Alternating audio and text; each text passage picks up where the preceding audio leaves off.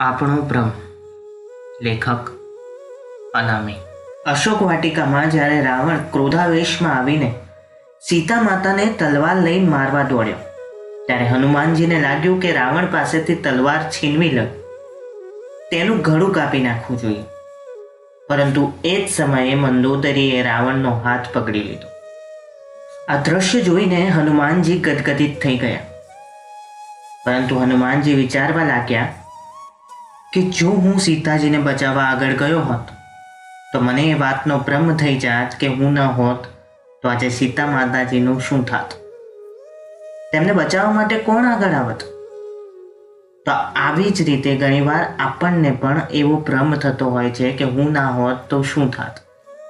પરંતુ ત્યારે બન્યું એવું કે સીતાજીને બચાવવાનું કામ પ્રભુએ રાવણની પત્ની મંદોદરીને સોંપ્યું.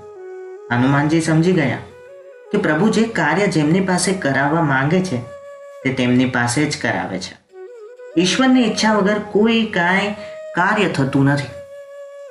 આગળ જતા જ્યારે ત્રિજટાએ રાવણને કહ્યું કે લંકામાં કોઈ વાનર ઘૂસી આવ્યો છે અને તે લંકાને સળગાવવાનો છે, ત્યારે હનુમાનજી ચિંતામાં પડી ગયા અને વિચારવા લાગ્યા કે પ્રભુએ મને લંકા સળગાવવાનું તો કીધું નથી, તો પછી આ ત્રિજટા કેમ આવું કહે છે કે મેં સપનું જોયું છે કે તેમાં એક વાનર લંકાને સળગાવી રહ્યો છે, તો હવે મારે શું કરવું. હનુમાનજી એ ત્યારે કહે છે કે જેવી પ્રભુની ઈચ્છા.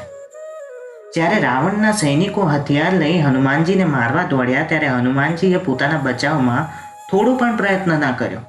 પરંતુ એ સમયે જ ત્યાં વિભીષણ આવ્યા અને કહ્યું કે કોઈ દૂતને મારવો એ અનીતિ છે. ત્યારે પણ હનુમાનજી સમજી ગયા કે પ્રભુએ મને બચાવવા માટે આ ઉપાય કર્યો છે. હનુમાનજીએ ખૂબ જ આશ્ચર્ય થયું કે જ્યારે રાવણ કીધું કે આ વાનરને મારવો નથી પરંતુ તેની પૂંછડી પર કપડું બાંધી ઘી નાખી આગ લગાવી દો, ત્યારે હનુમાનજી વિચારવા લાગ્યા કે ત્રિજટાના સપનાની વાત સાચી હતી. કેમ કે લંકા સળગાવવા હું કપડું અને ઘી ક્યાંથી લાવું અને આગ પણ કઈ રીતે પ્રગટાવત. આ બધી તૈયારીઓ પ્રભુએ રાવણ પાસે જ કરાવી દીધી. ત્યારે હનુમાનજીને પણ સમજાઈ જાય છે કે આપણા વગર પણ બધું શક્ય જ હોય છે, આપણે બસ નિમિત્ત હોઈએ છીએ. એટલા માટે હંમેશા યાદ રાખો કે આ સંસારમાં જે કંઈ પણ થાય છે તે ક્રમબદ્ધ થાય છે. હું અને તમે તેના માત્ર ને માત્ર નૈમિત્તિક પાત્ર છીએ. એટલા માટે ક્યારે પણ મનુષ્ય જીવે ભ્રમમાં ના રહેવું જોઈએ કે હું ના હોત તો શું થાત અથવા હું નહીં હોઉં તો શું થશે. જો આપણે એ સ્થાન પર ન હોઈએ તો તેની જગ્યાએ ભગવાન કોઈ બીજા પાત્રને નિમિત્ત બનાવે છે.